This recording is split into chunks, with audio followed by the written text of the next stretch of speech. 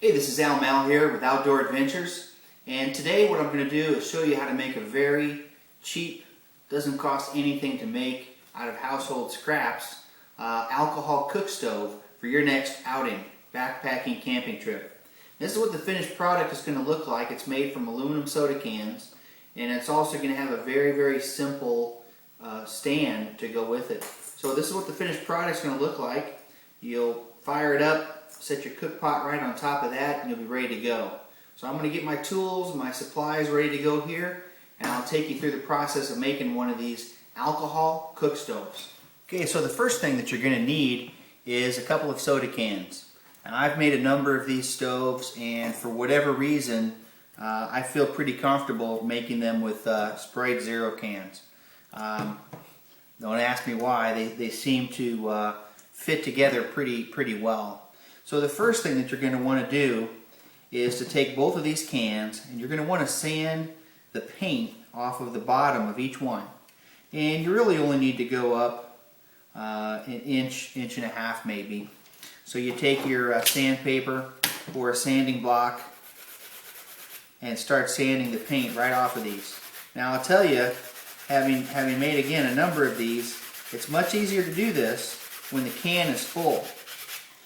If it's empty, it's going to collapse on you when you apply pressure, and you can see just how easy that paint is really coming off. And this is just one of those sponge sanding blocks right here. So the paint will come off real easy. Again, leave the can full, scrape the paint off, sand the paint off, and then you're going to need to drain the liquid. So someone asked me, could you use beer cans? Well, I assume that you could, and those should probably work well for you. But again, it's just that easy to take the paint off of one of these. So I'll go ahead and do the same with the other can, and then show you what the next step is going to be. I could turn the camera off and finish this process, but it's moving along pretty good. Again, with these Sprite Zero cans. I'm not sure what grit this sanding sponge is. Probably medium to medium fine. Just one that I had laying around. Again, I didn't go out and buy a bunch of new sandpaper. I have some sandpaper for tougher spots. And again, it's not necessary to get every little bit of paint off. So that's looking pretty good right there. Okay, so you brush off some of this dust here. Now I've seen a lot of different ways of cutting these cans, because we're only going to use, the bottom inch or so off of each of these cans. And I've seen several different methods using hacksaw blades, box cutters, and things like that. And I'll actually be using a razor knife. But instead of creating a jig for that, what I've been doing is taking some painter's tape. Alright? Now I want to say this is probably inch tape. And I'm just going to apply it around the bottom portion of this can. And it's not perfect. It's not perfectly straight. But it's straight enough. And then this is going to be my cutting guide.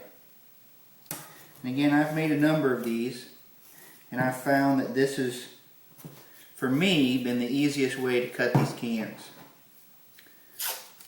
Okay.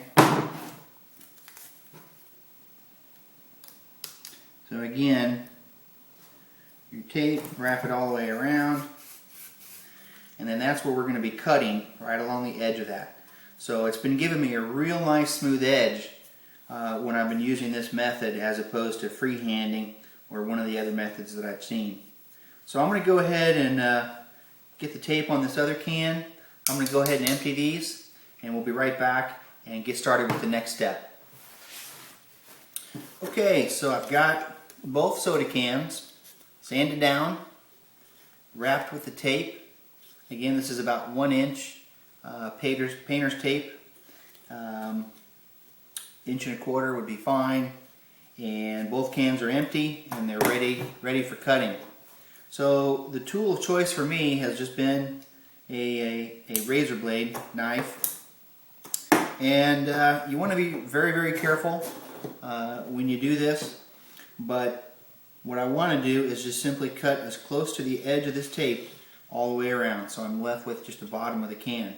Now don't crunch up and destroy the top half, because we're going to need a piece of that to use as a shim when we start the assembly process.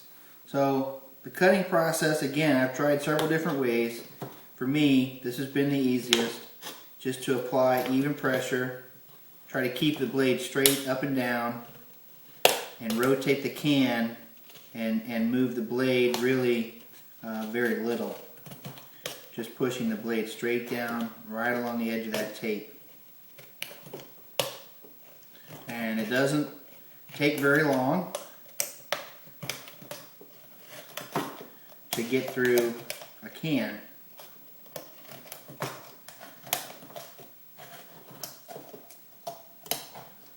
Again, very small movements. Haven't cut myself yet.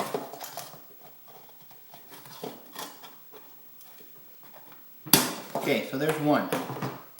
Again, hold on to that. We'll set that aside. We'll go to can number 2. Again, you know, if you make 3 or 4 of these, make sure that you change your blade. That's been the only obstacle I've found, is a dull blade. A dull blade is much more dangerous than a sharp one.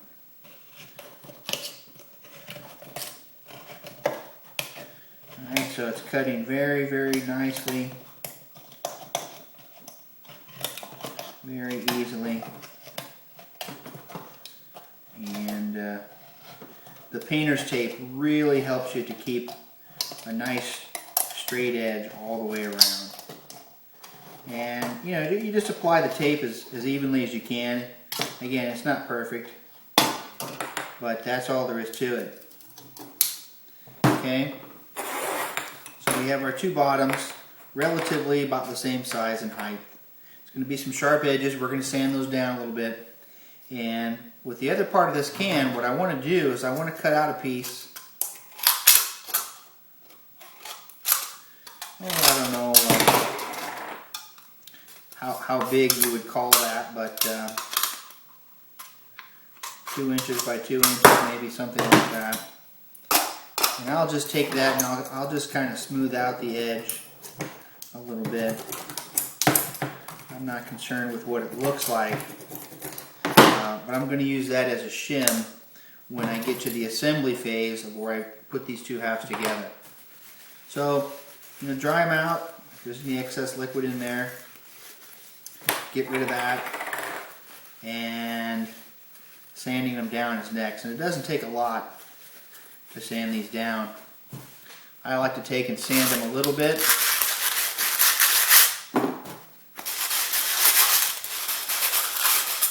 Before I take the tape off. Alright, just trying to work down any burrs or real rough edges there. So then go ahead and peel your tape off of both. Sand them down on the inside a little bit, sand them down a little bit more on the outside, as smooth as you can get them, and then we'll come right back and we'll put these 2 pieces together to make our stove. Okay, I've got both of my can pieces sanded down, got the tape pulled off, and you know, as I'm sanding these down, again, if you just kind of look for daylight around the edge of that on a flat surface, you'll see that painter's tape technique gives you a pretty even cut. It's a great way. Again, I highly recommend that you try using the tape to cut yourself a piece of can. And from here, we're going to go ahead and make the assembly to put the 2 pieces together. Now, the first thing I want to do is take one of the pieces, and it doesn't really matter which one, and I want to kind of push it onto an existing can. And the real reason for that is I want to stretch out the lip of this can piece a little bit. And so I'm just going to kind of push it on to the bottom of an existing can, spin it around a little bit. I don't want to push too hard because I don't want to split the metal. It's real easy to do that. But I just want to give it a little bit of extra width over the other piece of the can. And I found that spinning creates a little bit of friction, heat, and that's really helped to kind of stretch it out a little bit. Again, not too much. Okay, that's going to work fine. Now, I want to take a little piece of fiberglass, okay, and stick that into the bottom of the can. Okay, and now I'm going to take the other piece and I'm going to insert it inside. Now, the more you do this, the easier it is. A good shim will help. And so I'll take that, I'll get the one edge started, and then again using a good shim,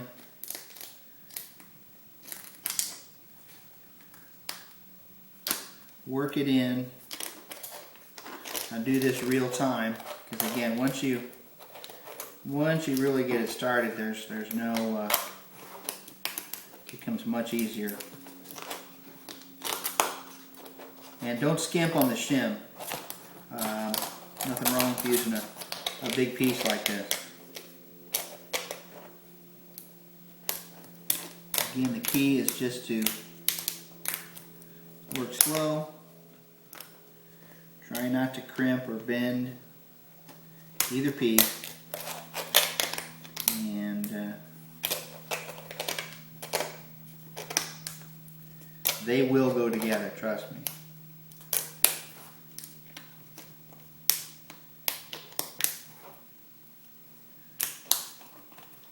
Okay, once you start to get them to go together, pull your shim out carefully and work the two pieces together. Okay? All right.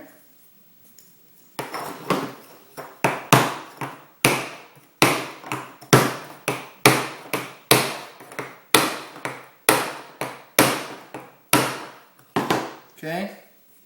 So that's a pretty even job all the way around.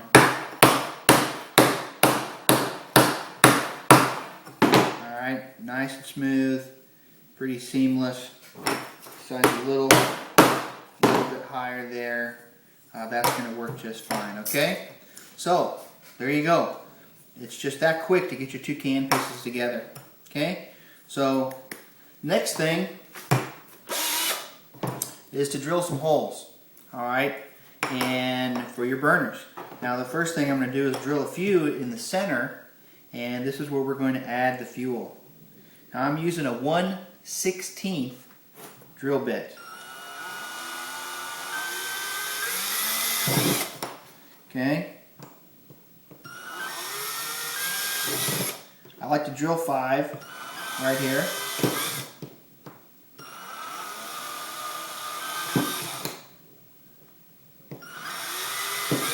Okay, in the center, 5 in the center, and then I'm going to start on this outside lip right here with one hole, right in the middle. Okay, and then I'm going to go 180 degrees all the way around and drill another hole straight across from that hole. Again, it doesn't have to be exact. Now what I'm going to do is I'm going to take that distance, I'm going to split that in half and drill a hole. Same with the other side. I'm keeping them evenly spaced. And I'm just going to continue that process by taking each space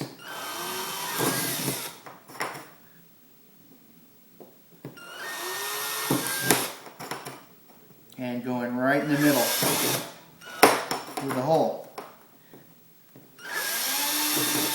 Okay?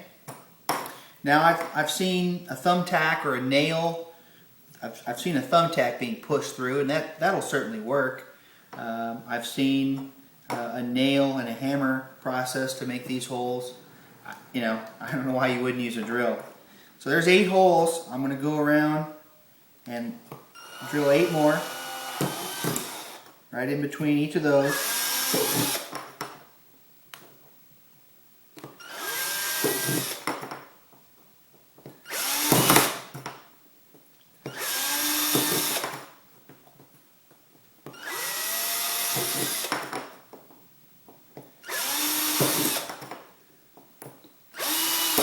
Alright, it's just that quick, folks. You can mess around with a thumbtack or hammer and a nail in there if you want to, or you can just drill 16 holes real quick. Just remember that, 16 holes, 1/16 bit. So I'm going to clean this up a little bit, sand this lip out a little bit more. I feel a couple little burrs here. I'm going to sand that down real quick, and then I'm going to come back and we're going to work on the stove stand out of some wire mesh. You can pick this up at any of your local hardware stores. Comes on a big roll, and it's fairly inexpensive. One roll will be more than you'll ever use. So we'll be back in just a minute and we'll finish putting this thing together. Okay, the stove itself is essentially finished, and I just sanded down the seam around the outside where the 2 cans went together, and you really can't even feel that seam any longer. It's a very good fit. This one turned out really well. So I'll set that aside, and I'm going to take my wire mesh, and I've already pre-cut this piece for this purpose. And what I'm looking for is 19 squares long, okay, with the loose ends, okay, but that's 19 full squares. That would have been 20, but the end was cut off. And what I want to do is I want to cut a piece, again, 19 this way, and 5 squares in what's going to be the height, 5 squares along with the loose end here. So I already started cutting this piece, and I've just cut them as close as I can to the edge. And then once it's all put together, I'll take a metal file and go along and kind of file off some of the little sharper points on this piece.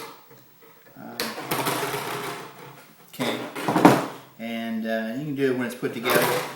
You know, you could go ahead and file some of those down right now if you like. Just go along and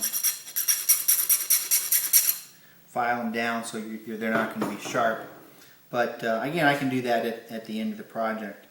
So now again, I've got a piece that's 19 squares long with the loose end, 5 squares in width, or what's going to be the height, along with the loose end. So take your mesh, your wire, and with the loose ends down on a flat surface, fold it all the way over, okay, like so, so that those loose ends are almost pushed down flat, not quite, with the rest of the wire, okay? Then, kind of shape it around, bring it around, and let it self-hook, okay? Alright, let's do that again. Just bend it around and let it hook on those loose ends on the inside. And then you can go ahead and push those down. Now, if you want to, you can leave them sticking out a little bit so it's a little easier to take apart.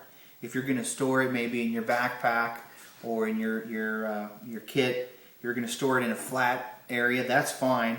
I'm currently using an empty Gatorade container to put mine in along with the actual stove. So you might just choose to put it right inside your cook pot. Most cook pots are going to be larger than this and hopefully taller, so your stove and your stand could fit nicely right inside your cook pot. So now that we've done that, and this next step is optional. You may want to leave it like that so it's a little taller, but what I've found was helpful for me is I'm going to take those bottom loose ends, alright, and I'm going to start to bend those down at a 90-degree angle. Okay, and I should be able to bend these down with the fingers here. You might want to throw on a pair of little gloves or something, but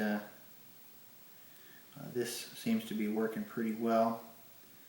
So I'm just going to bend those down, and that's going to hold the stove in place so that I can lift up the stand, and the stove will be right in the bottom. I'm going to try the pliers on these little pieces here. In fact, I'm going to bend that one all the way down because I don't plan on collapsing this one.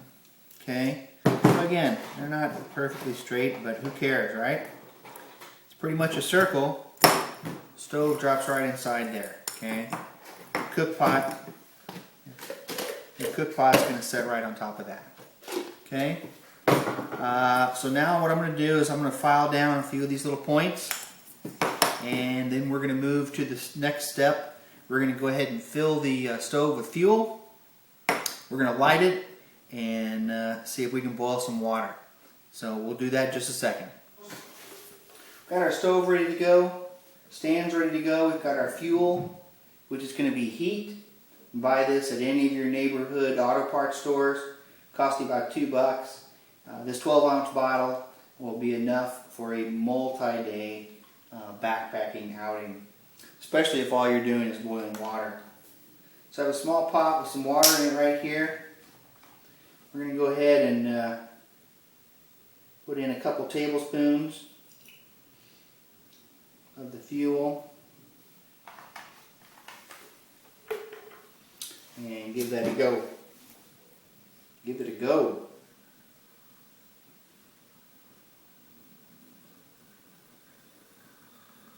Now you can hear the fuel coming to a boil.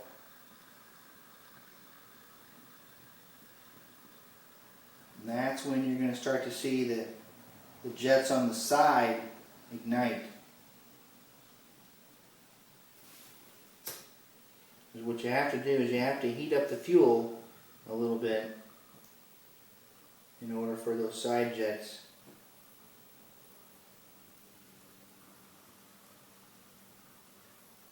to go. There we go.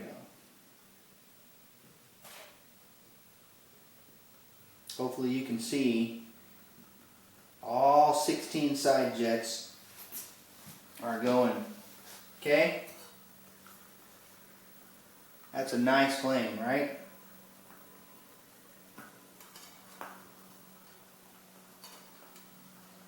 Set our cook pot right on top of that. Okay, while that water is coming to a boil, and it is almost there, it's been about 3 minutes. I'll tell you a little bit about this windscreen.